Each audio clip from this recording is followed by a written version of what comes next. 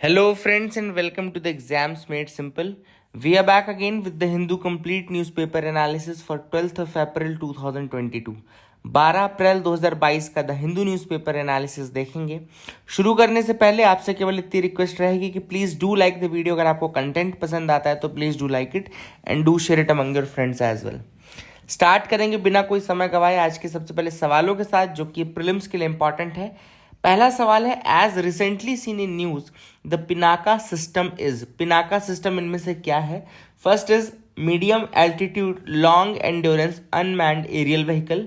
दूसरा है advanced air defence interceptor missile. तीसरा है multi barrel rocket launcher system and चौथा है इंडिजिनसली डेवलप्ड जेट इंजन। तो आपको बताना है कि पिनाका सिस्टम इनमें से क्या है। Question number 2 is with reference to viruses consider the following statements. पहला स्टेटमेंट कह रहा है antibiotics are useless against viral infections.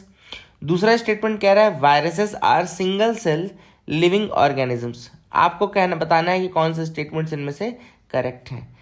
First only one, two only, both या none. Question number 3 is with reference to food and agriculture organisation consider the following statements. First is it is a specialised agency of the United Nations. दूसरा है it publishes the world food price index.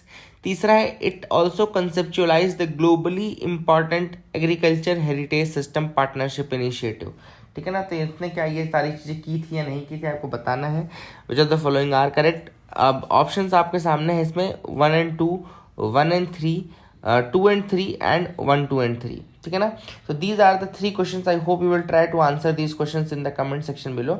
अब एक एक करके मैं आपको answers तो बताऊंगा, लेकिन आप अपनी तरफ से अटेम्प्ट जरूर करेंगे। ठीक है ना। Please do attempt and do tell me कि आपने कितने सही किए। ठीक है ना। तो पहला सवाल जैसा कि आप देख पा रहे हैं, मैंने आपसे पूछा था कि इनमें से कौन सा स्टेटमेंट पिनाका सिस्टम के रिगार्डिंग सही है ना। तो फर्स्ट यहाँ पे इसका आंसर हो जाएगा third, multi barrel rocket launcher system. ठीक है ना। Multi barrel rocket launcher system इसका करेक्ट आंसर हो जाएगा। अब या थोड़ा सा मैं आपको और बता दूं इसमें से कि जो आपको बाकी ऑप्शंस दिए हैं वो क्या है। जैसे रुस्तम जो है वो medium altitude long endurance unmanned aerial vehicle है। तो ये पहला ऑप्शन था ना, लिखा हुआ था।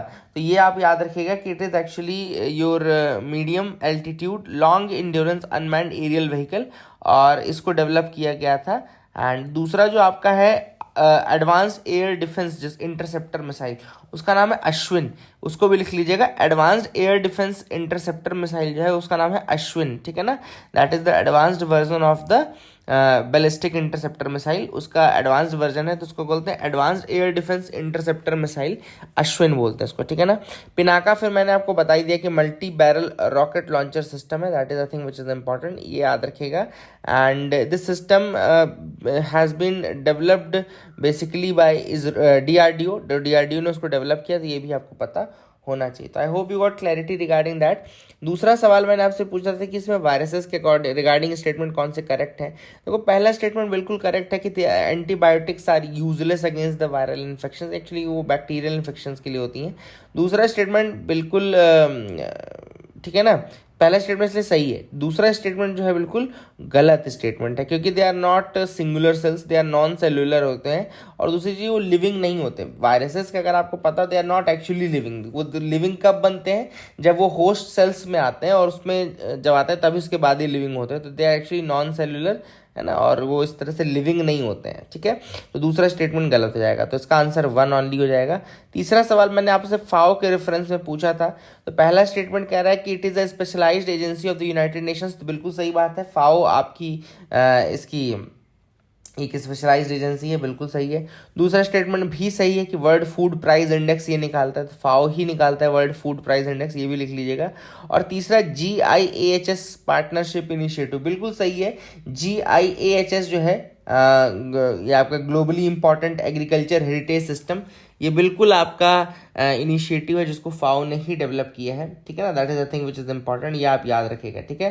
और GIHS बेसिकली एक काफ़ी इंपॉर्टेंट सिस्टम है जो कि डेवलप किया गया था फाओ के द्वारा। और फाओ ने इसको 2002 में जब सबमिट हुआ था ना उनका, 2002 का बहुत इंपॉर्टेंट सबमिट है फाओ का। 2002 समिट है जहाँ पे sustainable development, world summit on sustainable development, Johannesburg South Africa बोलते हैं, ठीक है ना, तो जोहान्सबर्ग साउथ अफ्रीका, तब ये लॉन्च किया गया था। तो ये भी याद, आपको बता दूं कि GIAHS जो है वो 2002 के World Sustainable Development Summit Johannesburg South Africa में FAO द्वारा डेवलप किया गया था, ठीक है ना। That is the thing which is important. I hope you got clarity, ठीक है।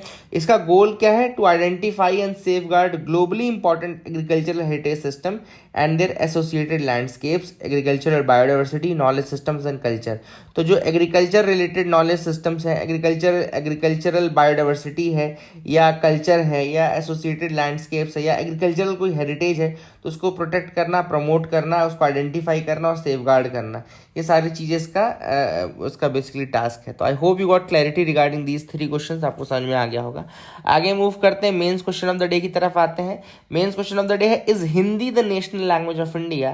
Can it be imposed as the only official language for entire India? And what can be the possible way forward? तो किस तरीके से आगे बढ़ा जाए language की पॉलिसी में, आपको ये बताना है। तो पहले तो आपको बताना है कि क्या हिंदी इंडिया की नेशनल लैंग्वेज है या नहीं, या फिर क्या इसको इम्पोज किया जा सकता है as the only official language of the entire India, मतलब पूरे इंडिया में अकेली ऑफिशियल लैंग्वेज के रूप में क्या इसको बढ़ाया जा सकता है। What can be the possible way forward, किस तरीके से मतलब लैंग्वेज पॉलिसी में हम मैटर्स में आगे बढ़ें, ये आपके लिए सवाल है। तो I hope you got clarity regarding this mains question as well. I hope आप उसको लिखने की कोशिश करेंगे एंड ज़रूर अटेम्प्ट करिएगा। मूव करते हैं न्यूज़ एनालिसिस पार्ट में। पहली जो न्यूज़ है वो है रिगार्डिंग माइक्रोबॉट्स। अब ये माइक्रोबॉट्स क्या है?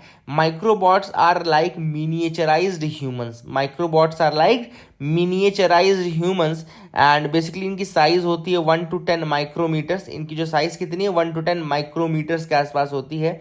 एंड रिसर्चर्स ने डेवलप किया है माइक्रोबॉट्स को from 2 dimensional compound, two dimensional compound से डेवलप किया। इसका नाम देख लीजिए, पॉलीहेप्टाजीनिमाइड कार्बन नाइट्राइड, जिसको PHI कार्बन नाइट्राइड भी बोलते हैं। Polyheptazine imide carbon nitride, PHI carbon nitride भी कहा जाता है। इसको क्या बोलते हैं? PHI कार्बन नाइट्राइड भी कहा जाता है।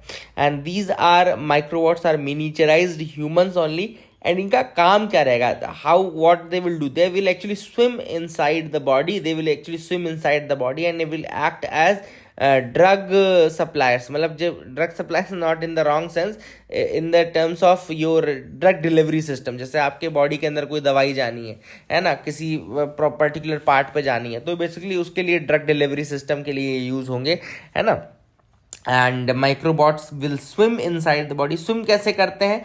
तो PHI कार्बन नाइट्राइड जो ये है, पॉलीहेप्टाजाइनिमाइड जो है carbon nitride, they are actually photo catalytic. Photo catalytic मतलब कि जैसे आप उन पे इंसिडेंट लाइट करोगे तो they start converting into electrons and holes, है ना। तो इलेक्ट्रॉन्स एंड होल्स में वो कन्वर्ट कर लेते हैं। अब जैसे इलेक्ट्रॉन्स एंड होल्स रिलीज हुए तो सराउंडिंग लिक्विड में उन्होंने चार्ज कर लिया, और जैसे ही इलेक्ट्रिक फील्ड आई तो दिस माइक्रोबॉट्स विल स्टार्ट स्विमिंग, ठीक है ना। तो एक तरीके से माइक्रो स्विमर्स के रूप में काम करते हैं। They act like micro swimmers, they start swimming. और फोटो कैटालिटिक होते हैं। फोटो कैटालिटिक मैंने आपको बता दिया कि जैसे ही आप इनके ऊपर लाइट इंसिडेंट कराएंगे तो सराउंडिंग का जो लिक्विड रहेगा उसमें चार्जेस डेवलप कर देंगे, and then they will start swimming in that charge and only, ठीक है ना। तो that is the thing how they will act. अब जैसे मैंने आपको बताया कि इसका सिग्निफिकेंस क्या है, तो the significance of this microbots and its swimming capability is basically for cancer medication. जो कैंसर ड्रग्स हैं उनको कैरी करने के लिए inside your body, and medication on the spot. जैसा कि मैंने आपको बताया कि आपको अगर पर्टिकुलर किसी एक पार्ट में चाहिए पूरी दवाई, तो आप नहीं चाहते ना कि वो पूरे बॉडी में आपके फैले, तो आप क्या करेंगे, इन माइक्रोबॉट्स की मदद से आप उनको टारगेटेड ड्रग डिलीवरी सिस्टम के रूप में यूज करेंगे। टारगेटेड ड्रग डिलीवरी बोलते हैं इसको, टारगेटेड ड्रग डिलीवरी सिस्टम के रूप में आप इसको यूज करेंगे। तो I hope you got clarity regarding that.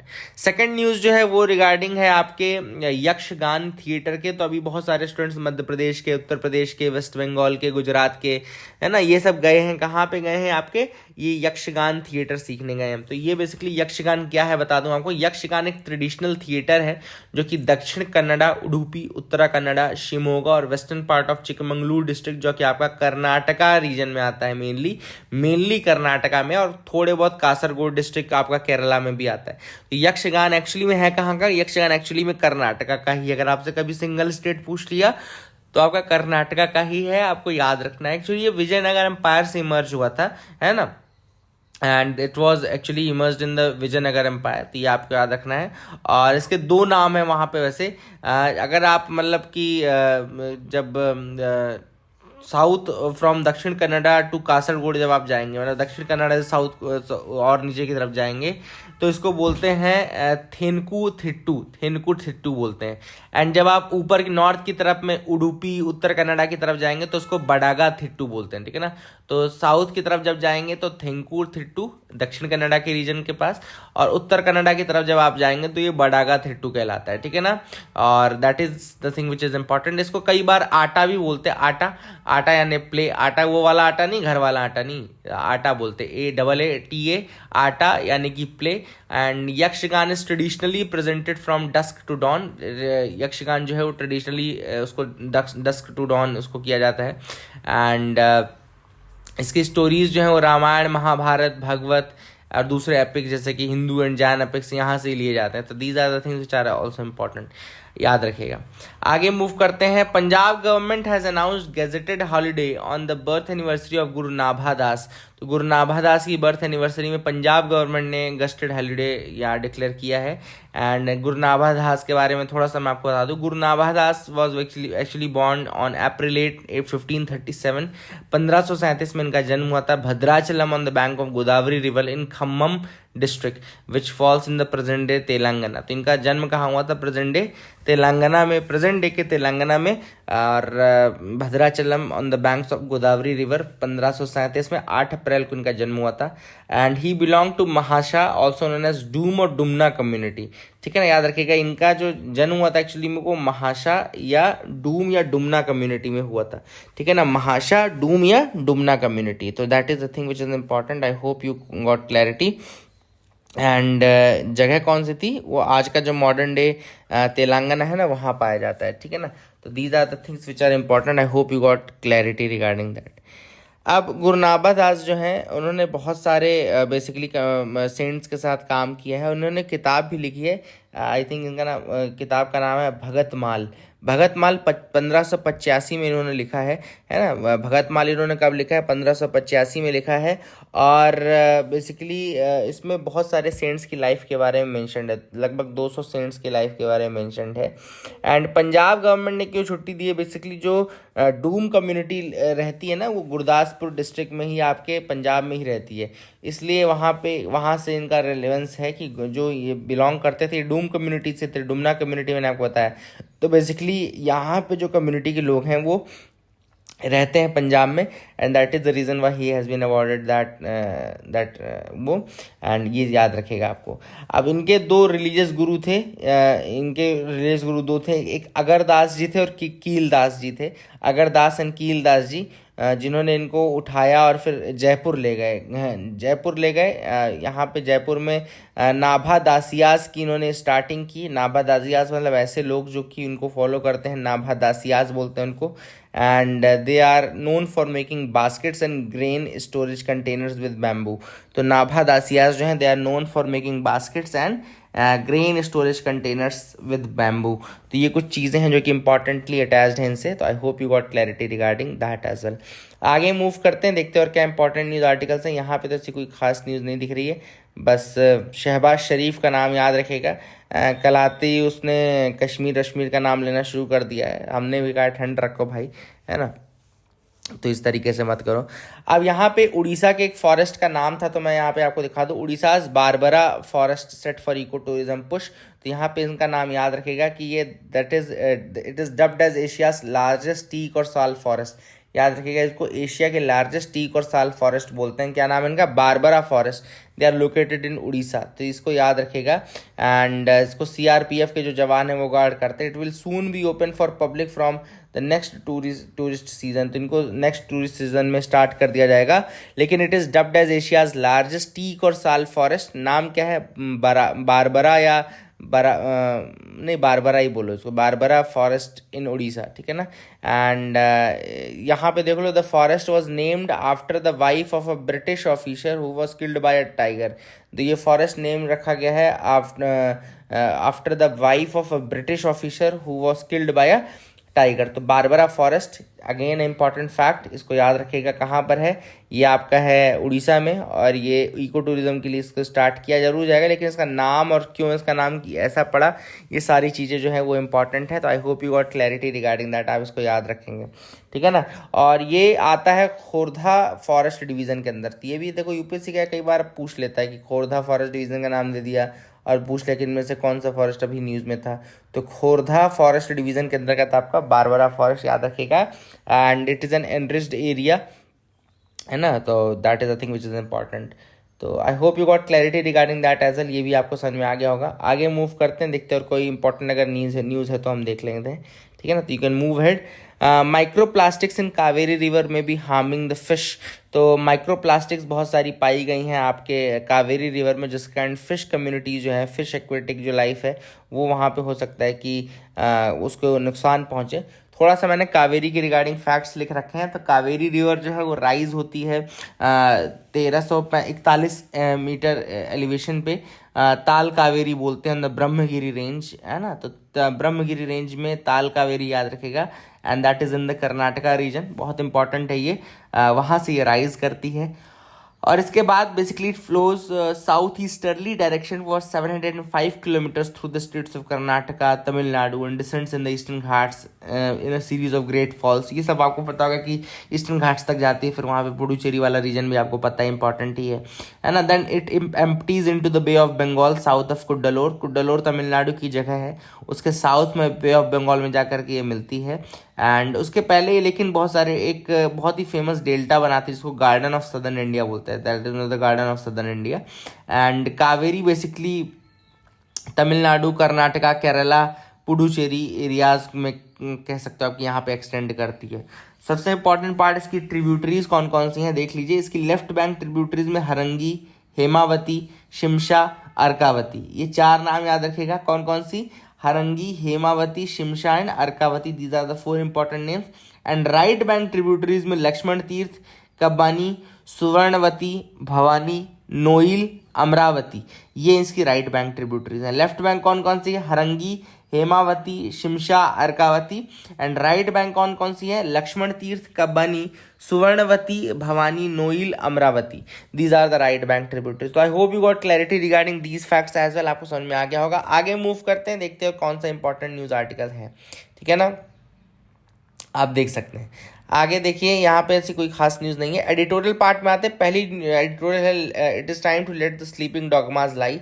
अब ये जो आर्टिकल है शशि थरूर द्वारा लिखा गया है। इसमें भी रिसेंटली जो होम मिनिस्टर ने कहा था, होम मिनिस्टर ने हमारे ये कहा रिसेंटली दैट कि हिंदी जो है that should be promoted as the sole language of this country, that should be the sole language of the official work and all, ये सारे स्टेटमेंट्स उन्होंने दिए हैं। तो इसी के रिगार्डिंग, इसी के अगेंस्ट ये आर्टिकल लिखा गया है शशि थरूर द्वारा। उन्होंने कहा कि it can not be made the national language, it is not the national language, पहला फैक्ट उन्होंने बोला। दूसरा उन्होंने कहा कि it can not be made the national language as well because Hindi is spoken by merely 50% of Indians, केवल 50% ही ऐसे हैं जो कि हिंदी बोलते हैं, ठीक है ना। एंड उसका भी रीज़न उन्होंने ये दिया कि जो नॉर्थ इंडिया की पॉपुलेशन है चूंकि वो इतनी ज़्यादा बढ़ती जा रही है, that is the reason why the Hindi speakers are increasing. It is not because people are starting to love Hindi, it is because the North India is growing in population, that is the reason why people are speaking more Hindi. So 50% of the population of India is only speaking Hindi. This is what the first fact is. Rest 50% they do not speak Hindi, they do not treat Hindi as the official language, मतलब most of their conversation is not in the Hindi language। कुल मिलाकर के ये कहना चाहते हूँ। And दूसरा उन्होंने कहा कि this anti English xenophobia is wrong. दूसरा स्टेटमेंट जो उनका रीजन है वो है कि एंटी इंग्लिश। अब ये क्या है कि अभी इंग्लिश चल रही है दूसरी, तो एंटी इंग्लिश आपका माइंडसेट भी है आपका। कई लोगों ने इंग्लिश को कहा कि ये फोर्स्ड लैंग्वेज है, ब्रिटिशर्स की लैंग्वेज है, हम क्यों इसमें बात करें। तो ये एंटी, कोई लैंग्वेज ने से हमारी लड़ाई नहीं है, we are not against any language. कुल मिलाकर के बात समझो ना, मैं आपसे बोलूँ कि आपका नुकसान किसने किया, तो आपका नुकसान किसी लैंग्वेज ने नहीं किया, आपका नुकसान एक आइडियोलॉजी ने, आपका नुकसान एक वो जो कैपिटलिस्ट आइडियोलॉजी थी, एक जो इंपीरियलिज्म की आइडियोलॉजी थी, एक जो कॉलोनियलिज्म की आइडियोलॉजी थी, इन सब ने आपका नुकसान किया है, ना कि किसी भाषा ने या किसी उसने, ठीक है। तो कुल मिलाकर के ऑथर ने वही कहा है कि it is not any language that has done wrong to this country, therefore anti English जो ये है वो एक प्रोपोगंडा है दैट इज़ रॉन्ग। तीसरा उन्होंने रीज़न दिया है बेसिकली कि जो सोल्यूशन है वो यही है कि हिंदी जहाँ समझी जाती है वहाँ पे उसको यूज़ करें, और जहाँ पे नहीं समझी जाती वहाँ इंग्लिश आप यूज़ कर लें इजीली, है ना। तो इंग्लिश से कोई ऐसा नहीं कि it is the soul of South Indians, ऐसा नहीं है। जैसे ऑथर ने ये भी क्लियर कहा है कि ऐसी बात मैं नहीं कह रहा हूँ कि English is the south soul of South India, ऐसा नहीं है। English is not the soul of South India, it is just a common language, it is just a common bridge that can connect South India from the northern India, ठीक है ना। तो कुल मिलाकर उन्होंने कहा कि ये ऐसा नहीं कि ये इंग्लिश इसलिए ज़रूरी है क्योंकि वो सोल है। वैसे तो अगर आप सोल देखेंगे तो तमिल की तमिलियंस की तमिल है ना, केरलाइट्स की मलयाली है ना, और आंध्र प्रदेश यहाँ तक की आपका तेलुगु है, कर्नाटका की कन्नड़ा है। लेकिन अगर आप बात करें कि क्यों वो इंग्लिश को यूज़ कर रहे हैं, that is because it is acting as a bridge between Subramaniam and Shukla. कुल मिलाकर के ऑथर ने जो लाइन लिखी वो यही लिखी कि it should act as a bridge between Subramaniam and Shukla both, है ना। It should not be just like it is the language of Subramaniam, it is the language of Shuklas. तो कुल मिलाकर के ऑथर ने वो लॉजिक यहाँ पे दिया है। इसके अलावा ऑथर ने ये भी कहा है कि अगर आप देखें सही तरीका व्हाट शुड हैपन, क्या होना चाहिए, होना तो ये चाहिए कि भैया हर डॉक्यूमेंट 23 लैंग्वेजेस में बनाया जाए, मतलब 22 तो ऑफिशियल लैंग्वेज प्लस एक इंग्लिश हो गया आपका। तो अब आप देखो कि या आप हर डॉक्यूमेंट 23 लैंग्वेज में पब्लिश करो, या फिर आप सिंपल से एक जो लिंक लैंग्वेज आपका इंग्लिश बना हुआ है that should be use as a link language, है ना। तो आप इंग्लिश में भी, इंग्लिश हिंदी में आप कर देते हो मैक्सिमम, तो जो लोग हिंदी समझते हैं वो हिंदी में पढ़ लेते हैं, और जो लोग हिंदी नहीं समझते वो इंग्लिश में पढ़ लेते। तो कुल मिलाकर के ऑथर ने यही कहा है कि आपको अभी फॉर दिस पीरियड इस चीज़ को अंदर ही रहने देना चाहिए, कोई इसको उठा करके इसका मतलब इशू ना बनाया जाए। दूसरा ऑथर ने ये भी रीज़न दिया कि अगर आप इस तरीके से काम करेंगे तो जैसे सपोज करो कोई केरला का बिल्कुल फ्रेशली एक कोई आईएएस ऑफिसर आया आपके उत्तर प्रदेश में आया, अब आप उसको बोलो कि जो फाइल वर्क है, जो भी सारे काम है वो आप अब केवल और केवल आप हिंदी लैंग्वेज में करोगे। तो this is actually what you are doing, you are imposing a language that will reduce his efficiency. आप क्या करोगे, आप एक ऐसी भाषा उसके ऊपर थोप दोगे जो कि उसकी एफिशिएंसी को कम कर देगा, that will decrease the efficiency, ठीक है ना। तो ये ऑथर ने कहा है कि इस तरीके से चीज़ें आप ना करें जो कि सिस्टम की एफिशिएंसी को या एडमिनिस्ट्रेशन की एफिशिएंसी को कम करें, रादर देन आप इस तरीके से वर्क एटमॉस्फेयर बनाएं कि आपका जो एफिशिएंसी फुल रहे, और ऐसा किसी को डर ना रहे कि किसी भी कम्युनिटी के लोग को ये डर ना रहे कि उनकी लैंग्वेज को रिमूव किया जा रहा है या किसी दूसरी लैंग्वेज को उनके ऊपर इम्पोज किया जा रहा है। तो people should not feel insecure in this country, they should not feel that they are mistreated in this country, then they should not feel that they are basically they are मतलब कि oppressed for languages and all, है ना। तो इस तरीके की cultural uniformity India में possible है नहीं, और उसमें इंडिया को इस तरीके से कल्चरल यूनिफॉर्मिटी में डालने की कोई ज़रूरत भी नहीं है। ऑथर ने दूसरा जो आर्टिकल लिखा है ये है pandemic shock critical lesson for MSMEs. तो यहाँ पे जो आर्टिकल लिखा गया है ये लिखा गया है फॉर द एमएसएमई सेक्टर, कि किस तरीके से पैंडेमिक के आने के बाद से जो आपका एमएसएमई सेक्टर है, पैंडेमिक के आने के बाद से जो आपका एमएसएमई सेक्टर को कितना ज़्यादा नुकसान हुआ है। अब ये देखो नुकसान तो बहुत ज़्यादा हुआ था, आप सबको पता होना चाहिए।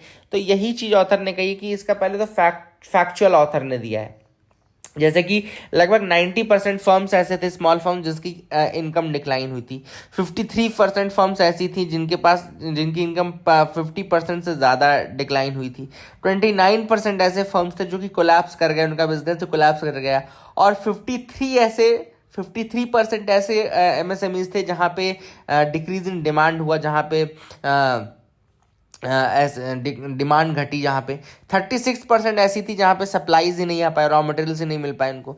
अब इन सब के मेन रीजंस क्या थे, इन सब के मेन रीजंस थे, एक तो पहले तो लॉकडाउन लगा था, इकोनॉमिक एक्टिविटीज़ ये सब बंद थी, मोबिलिटी बंद थी। दूसरा रीज़न ये था कि डिमांड डिक्रीज हो गई थी, there was a decrease in demand, then there was shortage of raw materials as well. Obviously बात है, जब प्रोडक्शन ही नहीं होगा, कुछ नहीं होगा, तो रॉ मटेरियल्स कहाँ से बनेंगे, ठीक है ना। फिर उसके बाद ट्रेड पे रिस्ट्रिक्शंस लगा था, ऑब्वियसली ग्लोबली स्लो डाउन देखने को मिला, और प्लस आपका जो कोविड के रिस्ट्रिक्शंस थे वहाँ पे आपको देखने को मिला होगा कि इस तरीके से रिस्ट्रिक्शंस लगे हैं। Then slow recovery of markets recover कर नहीं रहे थे, payment delays and labour shortage among others. तो इसमें पेमेंट डिलेज हो रहे थे, लेबर शॉर्टेज हो रही थी, ये सारी चीज़ें थी। देन इसके अलावा एम्प्लॉयमेंट में भी डिक्रीज देखने को मिला। तो ये सारे जो रीजंस थे, ये मेजर चैलेंजेस थे जो कि एमएसएमईज ने फेस किए, और रीजंस मैंने आपको बता दिए, ठीक है ना। फाइनेंशियल सप्लाई उनके पास, रिसोर्स थे नहीं उनके पास, एमएसएमईज के पास। सप्लाई चेन डिसरप्ट हो गई थी एंड प्रोडक्शन की कॉस्ट बढ़ गई थी। स्किल्ड वर्कफोर्स था नहीं उनके पास, एंड बिजनेस अनसर्टेन था, क्या होगा क्या नहीं होगा। तो ये सारे मेजर चैलेंजेस थे। फिर से देख लीजिए, पेमेंट डिलेड थी, इश्यूज थे, डिमांड डिक्रीज हो गई थी, फाइनेंशियल रिसोर्सेज डिक्रीज थे, सप्लाई चेन पूरी डिसरप्ट हो गई थी लॉकडाउन इन सब के कारण, कॉस्ट ऑफ प्रोडक्शन जो था वो बढ़ गया था, स्किल्ड वर्कफोर्स की जो लैक थी वो थी, एंड बिजनेस अनसर्टेन था। तो ये सारे रीजंस है कि क्यों इस तरीके से एमएसएमई सेक्टर डिक्रीज कर गया। अब ऑथर ने यहाँ पे दो सोल्यूशंस दिए हैं कि आज ऐसा नहीं है कि कोविड-19 लास्ट पेंडेमिक था या इसके बाद होगा, नहीं।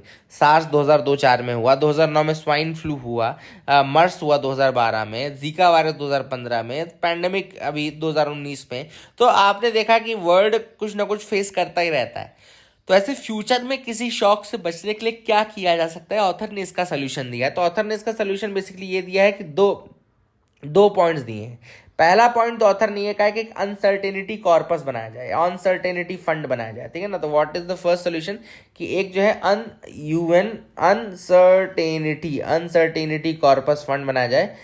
एक ऐसा फंड रहेगा जिसमें कुछ कुछ गवर्नमेंट कंट्रीब्यूट करेगा और कुछ जो है वो आपके फर्म्स करेंगे, है ना।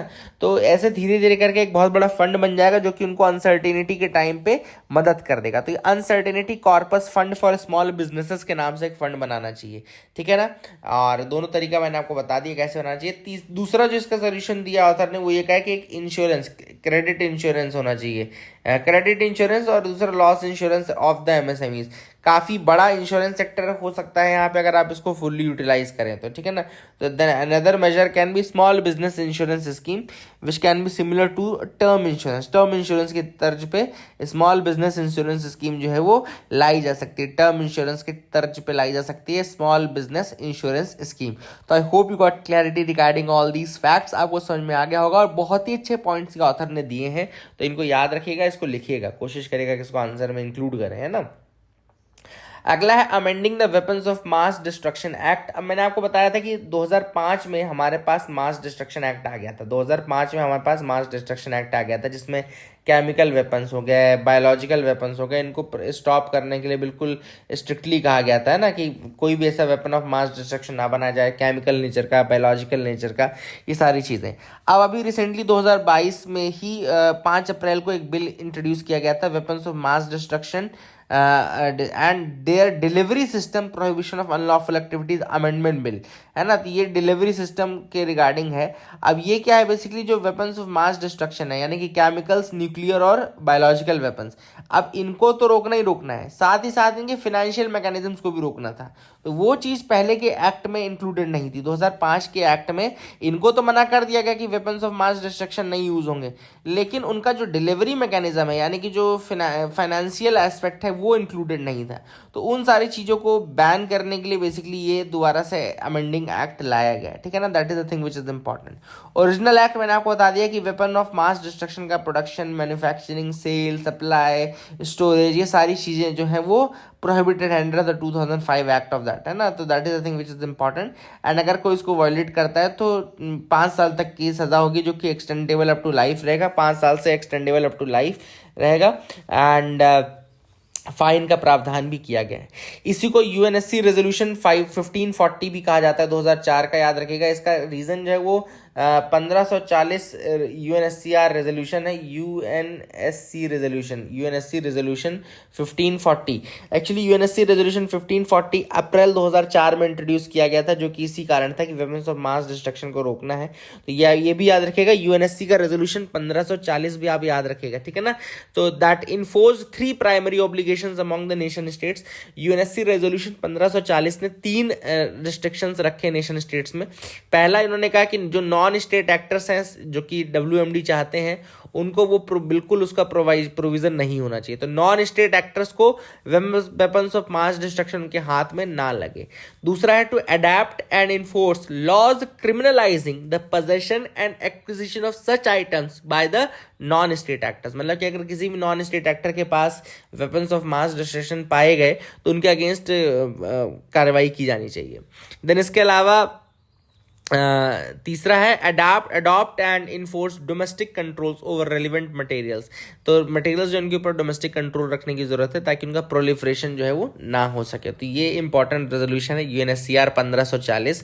और ये अमेंडमेंट क्यों किया गया, ऑब्वियस सी बात है, जो लेटेस्ट जो नए नए इनोवेशंस हो रहे हैं वेपन्स ऑफ मास डिस्ट्रक्शन के यूज़ में, उन सबको कवर करने के लिए और ये सारी चीज़ें करने के लिए बेसिकली ये एक्ट जो है वो, ताकि टाइम के रिगार्डिंग भी ये बिल्कुल सही हो जाए, है ना, एनाक्रोनिस्टिक लॉ ना रह जाए, है ना। That is the thing. वही लिखा है ना कि यहाँ पे with the advancement of technology जो नए काइंड ऑफ थ्रेट्स हैं वो इमर्ज होने लगे। इस कारण से ये ज़रूरी है कि आप अपने एक्ट्स को भी समय समय पर इस तरह से अपग्रेड करते रहें ताकि चीज़ें उसके अंदर इंक्लूड होती रहें। तो I hope you got clarity regarding that as well. आपको समझ में आ गया होगा, है ना। आगे देखते हैं कोई और न्यूज़ आर्टिकल है अगर तो हम उसको देख लेते हैं। You can move ahead with me. यहाँ पे नीति puts out energy and climate index list. अब यहाँ पर गुजरात ने टॉप किया है list for larger states in the NITI Aayog state energy and climate index round 1। तो यहाँ याद रखेगा ये किसने निकाला, इसका नाम क्या है, state energy and climate index, state energy and climate index, SECI इसको बोल सकते हैं आप लोग। State energy and climate index कौन निकाला है, नीति आयोग। और लार्जर स्टेट्स की कैटेगरी में गुजरात ने इसको टॉप किया है, ठीक है ना। ठीक है ना। इसमें पैरामीटर्स भी हैं जैसे कि discoms performance, energy efficiency, environment sustainability, ये सारी चीज़ें देखी जाती हैं, तब जाकर के आपका SECI यानी कि state energy and climate index निकाला जाता है, ठीक है ना। क्या क्या है, 6 पैरामीटर्स हैं जिसमें मेन 3 पैरामीटर्स हैं डिस्कॉम्स के performance, energy efficiency, environment sustainability, ठीक है ना।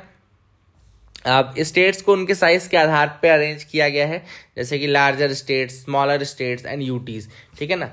तो गुजरात, केरला, पंजाब, इनको टॉप 3 परफॉर्मेंस है for the larger state. Larger states में कौन कौन से हैं, गुजरात, केरला एंड पंजाब।